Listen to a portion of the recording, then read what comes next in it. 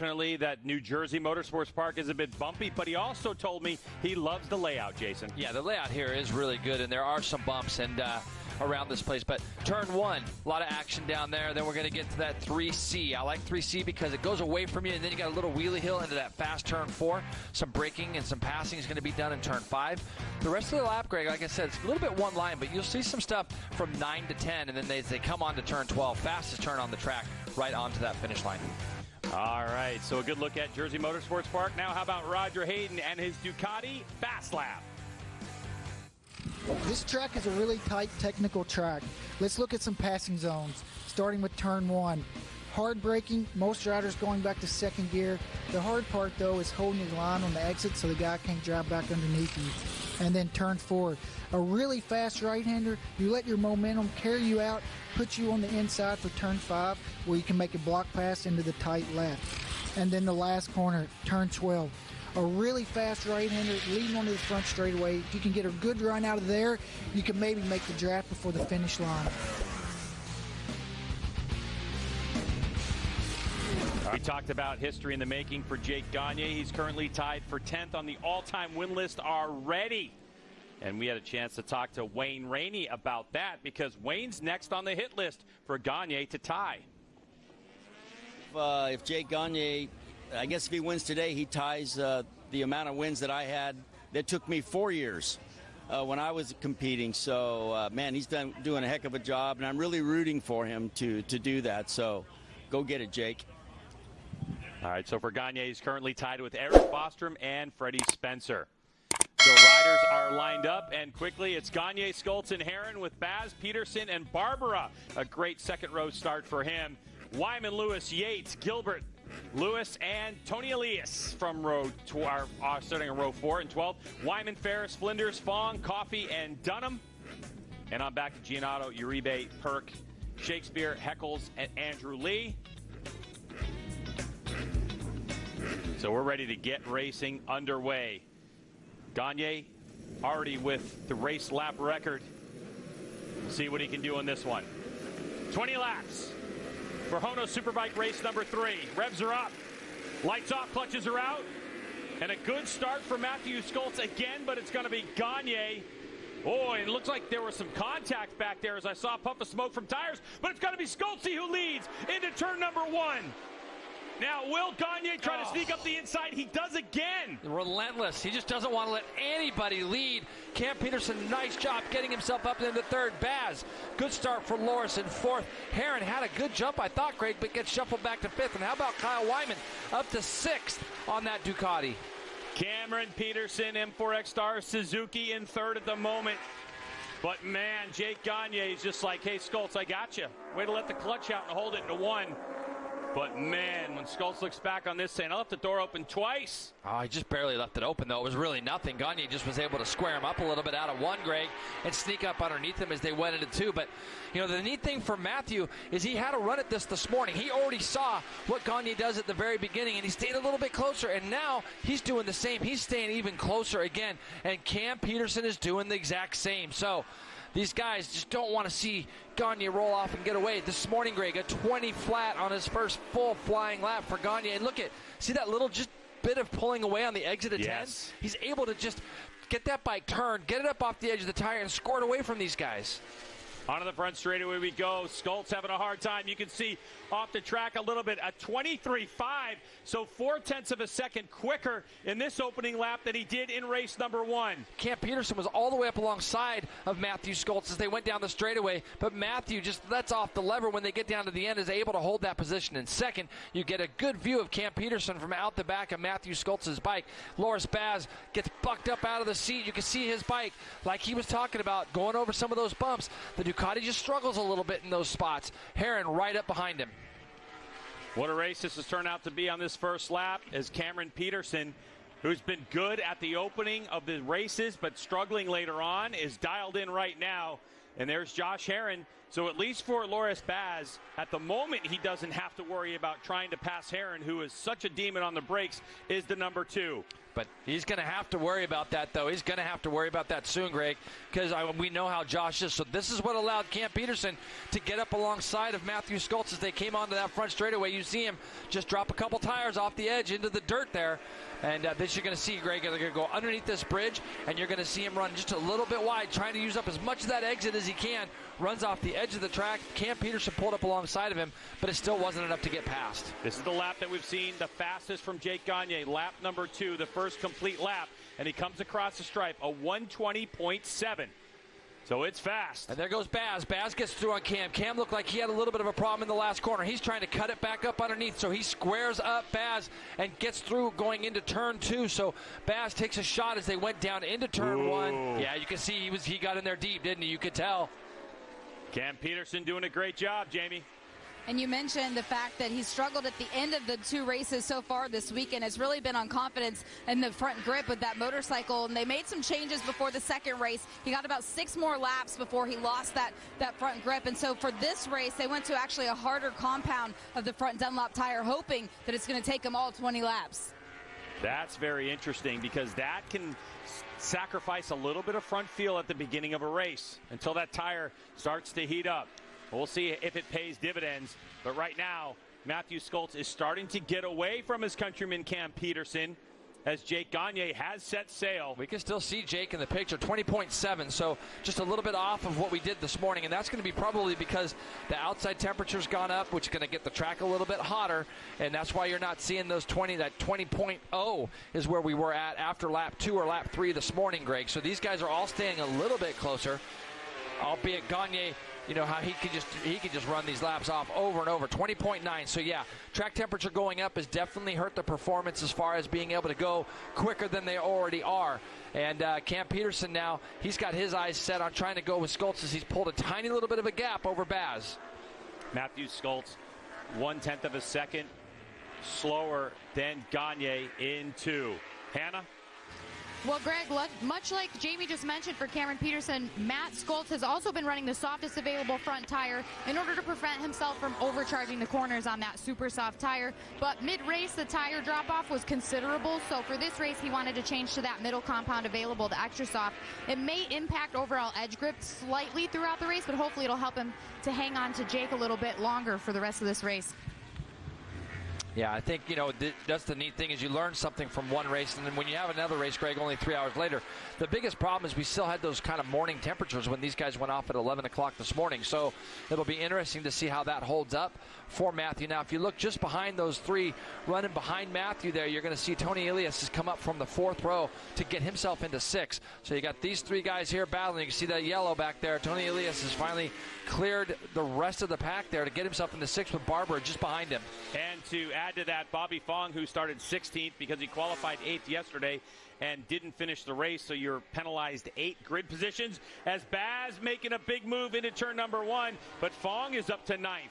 So Fong having a good run through the field as well. So Loris Baz talking about confidence over these bumps and being able to get this Ducati where he wants it on the racetrack. So that time, Greg, the biggest difference was that when Loris got up alongside Cam, he parked himself to the inside to where Cam wasn't going to be able to cut it back up underneath him and beat him on that run to turn 2. So this is a lot more promising start for Loris Baz this race. And you can see Herron now. He's going to try to get racy with Cam Peterson there to try to fill up that podium again for himself as we saw him on the box earlier today. Battle between manufacturers as Baz on the Warhorse HSBK Racing, Ducati, New York, Panigale V4R, GSXR 1000 of M4X Star Suzuki, and then the Yamaha R1 of Fresheline Attack Performance Yamaha with Cam Peterson on the Suzuki and the number 2 of Josh Herron on that Yamaha trying to chase Baz down. Now it looks like possibly in some of these corners, Cam Peterson, the Suzuki can turn really well, but it just seems right now that Peterson's having a difficult time in a couple of these corners to finish the corner. Yeah, well, Herron's the worry here because Josh is really good coming through this last corner and onto this front straightaway. You'll see him draft by that Suzuki if he's able to do it. He's up alongside of him. Tried to get up alongside of him. You see that bike wobble just a little bit, Greg? That ruined Josh's drive just a little bit. So, but that's going to be a pass that I think that we'll see Herron make if he gets that run again. Well, you see Ryder off the left was out off of your in turn screen. 1 there, weren't they? They certainly were. We know that the 22 of Ashton Yates has got a 5-second jump start penalty that he's serving. He's back in 16th spot. Is Ashton Yates caught in that Super Bike Cup battle for the Stock 1000 bikes? But our eyes are all focused on third place between Loris Baz, Cameron Peterson, and Josh Herrin. All the while, Tony Elias seems to be coming a little closer into the frame. Behind him, as we look at lap times, Jason, 21, 21.8, 22.1 for Peterson, 21.8 for Herrin. All the while, Tony Elias, Hector Barber, 21.6. Yeah, Hector Barber was very fast this morning, and but he had to start a little bit further back. And in this one, he started from the second row, Greg, but must have just got a horrendous start to be back where he's at. You're going to see that flash of white behind Tony Elias back there.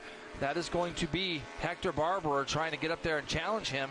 That last lap through, he was half a second quicker than Tony. So let's see if this pans out again for Herrin as they come out of this last corner. This is usually where Josh is pretty good. And if he can just kind of get in that draft at the 45, he might be able to do something with him in turn one.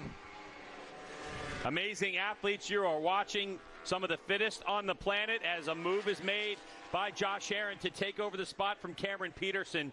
Just a few hours ago, these riders racing 20 laps and going after it again. And look at Cameron Peterson. Nice save. Well, those guys all know that outside curbing's there, and they almost purposely run into it to kind of straighten the bike back up. However, if you lose the front just a little bit before you go up that curbing, it disrupts everything, Greg, and then you've got a little bit of luck on your side. And you can see Cam there had that bike, lost the front a little bit before it got to the curbing, so the front tire actually went up over the top of the curbing a little bit sideways, but he was able to keep that bike underneath him. Fan favorite Josh Herrin, Fresh and Lean Attack Performance Yamaha. In fourth place, just behind Loris Baz. Hannah, what do you have on the number 2?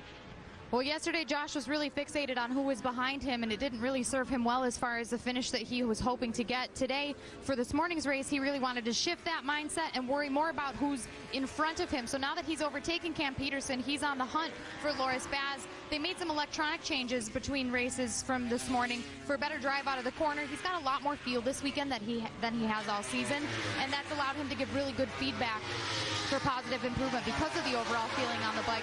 And working with Josh Hayes, his coach, and really focusing on that forward mindset has made all the difference for him so far today. So Josh Herrin constantly working on racecraft, doing a good job today. Gagne's 2.2 seconds out in front of Matthew Skoltz, who's got another 2 seconds on Baz. And then this battle for fourth between the 2 and the 45. Then behind them, the Tony Elias, Hector Barber. Jay, I was looking to see if Tony was going to make any inroads, and right now Tony Elias is starting to drift backwards instead of forward, just behind this battle. Last time through, Barber looked like he was going to take a shot at Tony down into turn one, so Barber has got a little bit of pace right now over Tony Elias. But I'm just watching this battle right now because it looks like Josh has just lost a little bit of a gap to Baz. Last laps through, 21.8 for Baz, 21.9 for Herrin, but he lost a lot of time in that first split, Greg, almost half a second. So we'll see if there was a mistake made somewhere there, because he almost a half. You can see he's running a little bit wide there also. So and Cam is right back in the picture here with the number 2.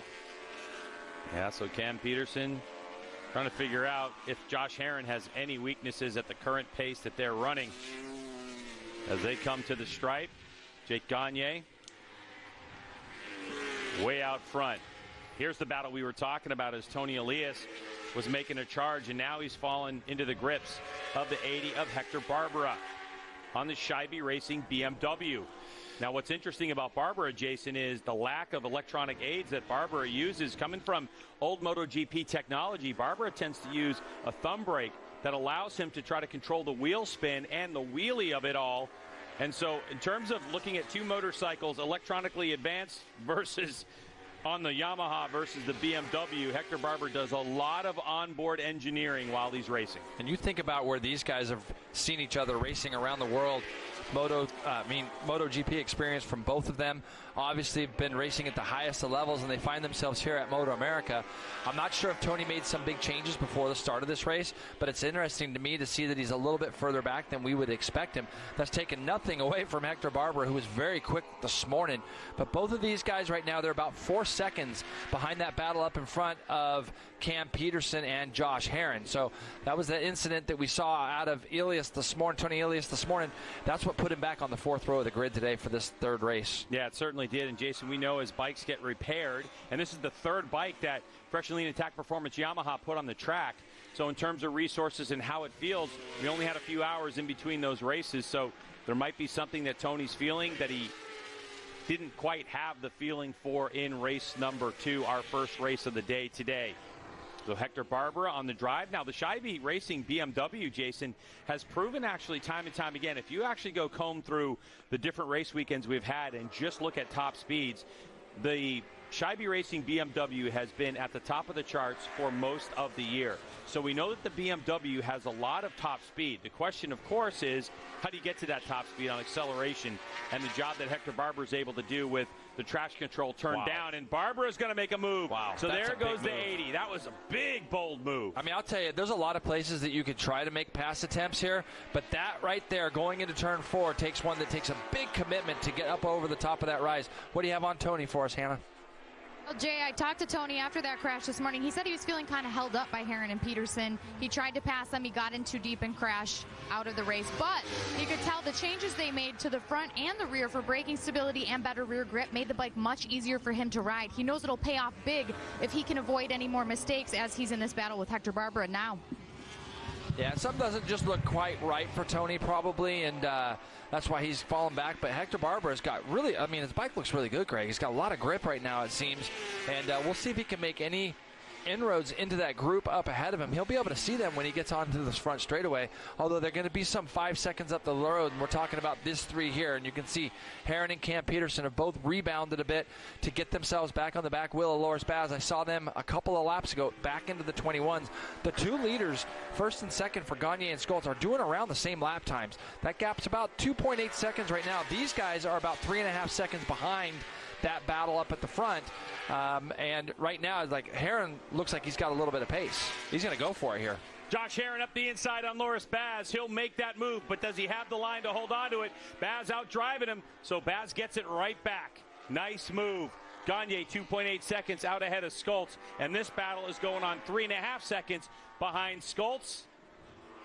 Loris Baz in 3rd spot, but now he knows Josh Herrin has got an idea. He's got a notion that he wants that podium spot early on in this race. For Matthew Scholz, he's had a good race so far, Jason. Great start, and was able to keep Jake Gagne closer in sight than he was last. Whoosh. Yeah, it's coming up over turn 2 again, Greg. That's that spot where, just like I said, it drops off camber on you. And even with all the electronics that we have on these bikes, the bikes can still get away with you, especially when there's camber changes and things involved. Well, there's a certain line over that hill that's really smooth, and then a little bit inside it can get a little bit violent. No, right? that's exactly right. And you're going to see this time, yeah, he uses a little bit more exit, but you can still see the bike moving around quite a bit. That's just on the edge of the tire acceleration going down that hill. So he's still continuing to push. 3.1 back, and then a little bit further back is this battle. Now, Herrin gets through on Baz, so that probably happened down that front straightaway going into 1. I've noticed that Baz's lap times have slipped back just now into those low minute 22s. 22.3 is where Baz was. These guys were still capable of getting into the high 21s, so I'm not sure if that's the effect of the tire going off a little bit for Loris right now. We still have 9 laps to go, so that drop-off would be pretty sudden if that is the case. But these guys behind him, both Herrin and Peterson, were running right around the 22 flat to high 21s when Loris had dropped back into the low 22s.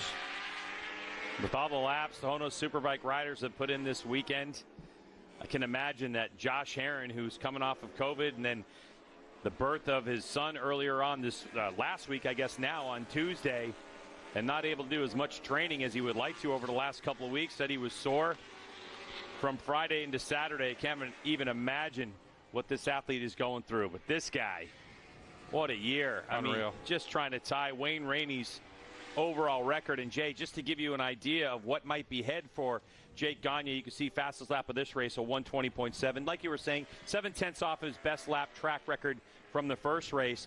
But with Jake having the possibility of winning 19 races this season of 20, which is absolutely insane, if he could do that, next weekend he would tie and pass Nicky Hayden for wins, and that would put him 8th on the all-time list. And I want to remind everyone that Jake Gagne did not start winning Hono Superbike races until the second race at Road Atlanta this year. And we don't want to take anything, obviously, away from Matthew Skoltz, but Gagne blew up in race number 1, if you remember, down there. Yep. And otherwise, we could have seen a guy possibly do the clean slate, because this is the only other guy that has been up on the top of that podium this year in Matthew Skoltz. So, but Matthew definitely has upped his game. That whole team seems to me like they've upped everything to try to accommodate the number 11 rider here the best that they possibly can. And when you start talking about the best of the rest, there is a clear winner in that, and that is Matthew Skoltz. He has been able to get away from everybody else here in Jersey for literally the whole weekend. He's been first, second, third, somewhere in there in practice sessions, and they've made him really comfortable on this bike. And I mean, Greg, he's 4.2 back, and that's the first lap I've seen Matthew get into the 22s. The leader, 21.4, then there's 22.3. Now, these guys are going to continue to go back and forth. They're in the 22.4, 22.3, so they're going to go back and forth. But you see how much movement Loris has out of his bike there? As soon as he shut the throttle off. Just so much movement, and he rides the bike like that a lot. Like, you see the bike moving around underneath him a tremendous amount. All through here, though, I'll be fair, the bike looks better. The team have worked hard to get him a bike that makes those transitions look a little bit nicer for him. But anytime there's some bumps where he's trying to accelerate over them, it makes it really hard. And if you see there, he closed that door off to where there was no way Heron was going to be able to go up underneath him. Jamie, what do you have? There was a collective sigh of relief in the pit of Loris Baz at the beginning of this race, because they knew that the changes they made to get him over those bumps more effectively were working. But right now is a little bit more tense as you see this battle with Josh Heron out there. But remember, the two of these riders have raced respectfully over the course of this weekend. We talked about it early on, that they enjoy racing with each other. So they're going to walk away from this one at the end pretty happy. But you had raised the question about the tire fall off for Loris when his lap times were going down a little bit. But that's not something that they've struggled with this weekend. It's really just been the grip over the bumps. Yeah, that's exactly just kind of what it looks like. I mean, there's times when you watch Loris's bike and it looks really good, and you feel like every person underneath that tent in those red shirts are all putting all they can into trying to make this bike get around the track better. So the frustrations that Loris could be feeling are the same frustrations that those guys are feeling. But right now, he's doing a really nice job of holding off Heron and Cam Peterson as they rush down here into turn 3, 3B, and then 3C. And when you just look at the times, 22.5, same as Matthew Skoltz now. Matthew Skoltz, 22.5, Baz, Heron, Cam Peterson, all in those mid-22s as well. 6.5 laps to go, 5.5 laps to go in this race, as Jake Gagne, 4.8 seconds ahead of Matthew Skoltz in second, and another 4.5 back to Loris Baz, who's holding on to third place currently, as Josh Heron gone to school. The whole time, though, it's really been, in the last few laps, Jason, it's been Heron versus Baz. And Cam Peterson, he's hanging tight. He's got to be thinking about a plan. What's he going to do? It kind of reminds me yesterday of watching Bobby Fong follow Tony Elias. It just doesn't look like that there's much that Cam can do with these two guys. I keep on thinking Josh is going to try to slide up underneath Baz in that turn 10 area. If Baz goes any more wider than that, he's going to see the number 2 try to sneak up underneath him, especially as the laps start to close down. We've got 5 to go this time by. And you can see the bike just moving around ever so slightly as they exit that last corner. But Heron just wasn't quite close enough to take advantage of that. But Cam just kind of is sitting there. It doesn't look like that there's much he can do, does it, Greg? No, it just doesn't look like he's got enough under him one way or the other. Right now, Jason, it looks like these two motorcycles come off the corner a little bit better. But Loris Baz, who is, and Baz, boy, as he transitioned over, that was just a big bump, and he had a hesitation of getting on the gas. But, Jay, we've talked about Loris Baz before. He's a world-class rider. Last year in World Supersport, he had 4 podium appearances in World Superbike, World Superbike, 4 podium appearances last year. And, you know, we've talked about it, I think, when it was announced that he was coming over here on the Warhorse HSBK Racing Ducati New York motorcycle. He was touted as possibly a title favorite, but no one question. saw the wrecking ball, though, that Jake Gagne would be in this series. Yeah, Gagne's been incredibly good this year, but same thing with me, though. I felt that Loris was going to have an incredible season over here, especially knowing his pedigree and where he's come from. And it's just, right now, it's just things are just a little bit not working, and if they can just continue to work hard, and hopefully we get to Barber, a track that will be a little bit smoother, I think it'll be a little bit better for him there. And Herron's got a good run this lap, Greg. Here comes Josh Herron in the tuck. He goes to the side. He's going to go up the inside in turn number 1, and he'll take over the spot. So Josh Herron now into third. Can he hold the line? Good acceleration. So good move, well-timed and calculated by Josh Herron. So 4 laps remain in this one. Herron moves up to third. All the while, Cameron Peterson just hanging out. Just watching this thing unfold. Boy, that corner for the Ducati is starting to get a bit violent. Yeah, well, it was like that. But look, he kind of draws back up on the back of him going into turn 4. And then into turn 5, he was almost on like the line that Herron's been using to try to slide up underneath, and Baz had a look there. So, and with 4 laps to go, what you have underneath you is what you have underneath you. There probably won't be too big of any more drop-offs as far as the bike goes. So these guys are riding around whatever issues that they may have, and now it's just a matter of trying to make a plan of where you might want to try to do something with somebody. You can see Herron, as he goes up that hill, he pulls a tiny little bit of gap on Baz now. So just looking at our splits here. Yeah, Jay, I mean, this Ducati's kind of becoming a bit of a buck and bronco right now for Loris Baz. Baz learns how to, he's had to deal with this before. He has. He's riding it well, but all of a sudden now there's a gap, and it's a couple of those mid-corner bumps and movement, just like that. Losing a little bit of drive. Out of that last corner, an important turn too, isn't it? And you see, got a couple of tail enders, but see, what he's able to do, Greg, he makes up all that time, tries to make up that time back on the brakes. And it just gets so exhausting as a rider to have to keep trying to do that. But, one of the things that Loris was excited about coming to the United States and riding this Ducati Panigale V4R was he knew that this bike was going to be competitive in terms of speed. As he gets held up a little bit, he's going to have to go up the inside and past the 48. So Loris Baz, I didn't lose much time on that one. But you'd hope that the blue flags being out would have maybe made a difference there.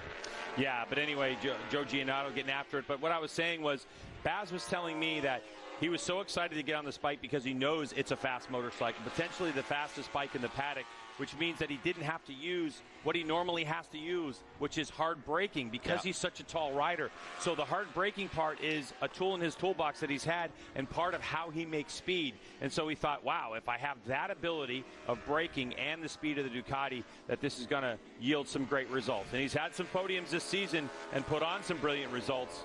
But third place for Loris Baz, but with 2.5 laps to go, is just up the road. Look how he grits it out, though. Like, he's really trying to manage this gap, and they've dropped now Cam Peterson, who you see Cam's got off the back of them pretty slightly here. He's going to be probably a couple seconds back or a second back of them. And, he's 1.6 back. So it's really the battle of the podium has come down to these two guys again. Same that we saw this morning, same order that we saw this morning right now. Baz is going to want to do something to get just a little bit closer. This is going to be out the front of Tony's bike. Yep, as we looked up the track, he's still hanging on to the back of Hector Barbera.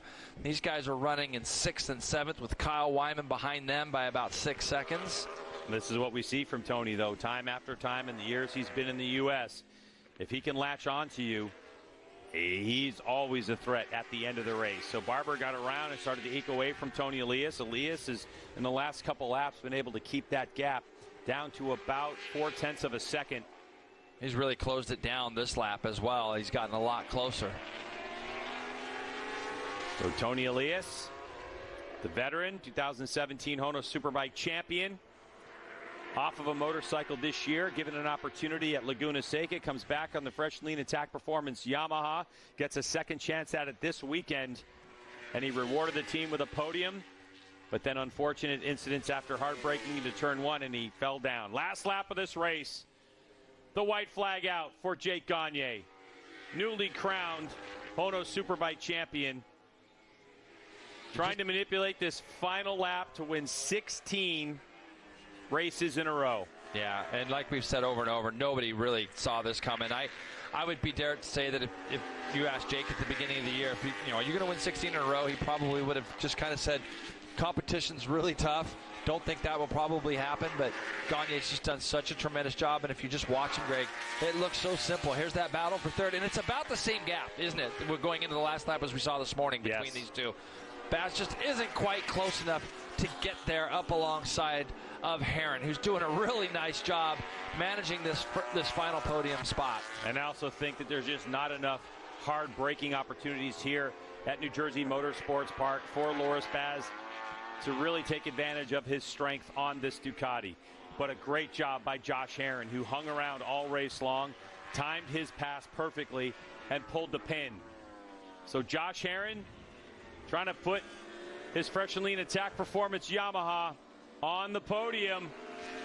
But it's all about the Jake Gagne and what he's been able to pull off as Jake Gagne comes to the stripe, takes the checkered flag, and another win.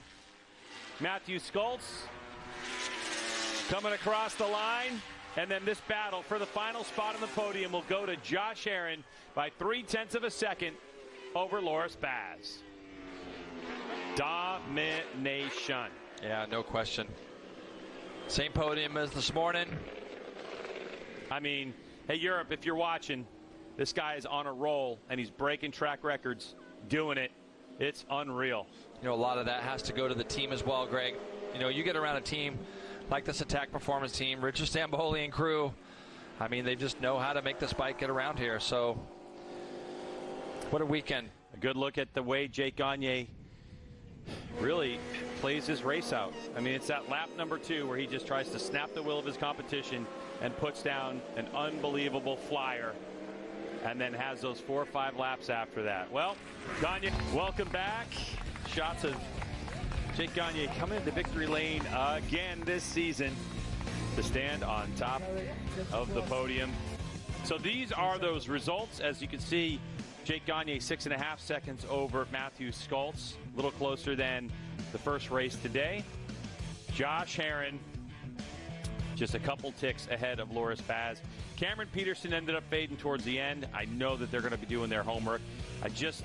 We all want to see Cameron Peterson, Jason, up on that podium, don't we? But still, better result for him in this one. A little bit better. All right, let's get right down to Hannah, who's in victory lane. Well, Greg, 16 in a row for Jake Gagne. Triple wins this weekend. Couldn't ask for much more than that. What does it mean to you to clinch the championship and also tie a great champion himself, Wayne Rainey, for career wins in the same day? It's been an amazing weekend. I'm pretty speechless, you know, now that the racing's done for the day. I mean, it'll sink in, you know. And again, fresh and lean attack performance, Yamaha. These guys are, we're just having so much fun racing motorcycles. We got a beautiful bike. This thing's just really, really working good. And you know, these guys weren't making it easy. You know, I have to push every single lap out there, and that was a hot, greasier one. A lot different track than we had this morning. So again, man, I'm just having so much fun riding this Yamaha R1, and thanks to all our sponsors, all the fans that made it out, killer turnout, and we love all you guys, and everybody at home watching, thank you, and we'll see you next week. Another successful weekend for Jake Gagne. Let's get over to Jamie with our second place finisher. And it's Matthew Skoltz for the 3rd race in a row this weekend. Triple header this weekend. You have a triple header coming up next week. What did you learn physically that you're going to apply over the next couple of days? I mean, the only thing we learned was just a little bit of setup that we can take with us to the Barb around.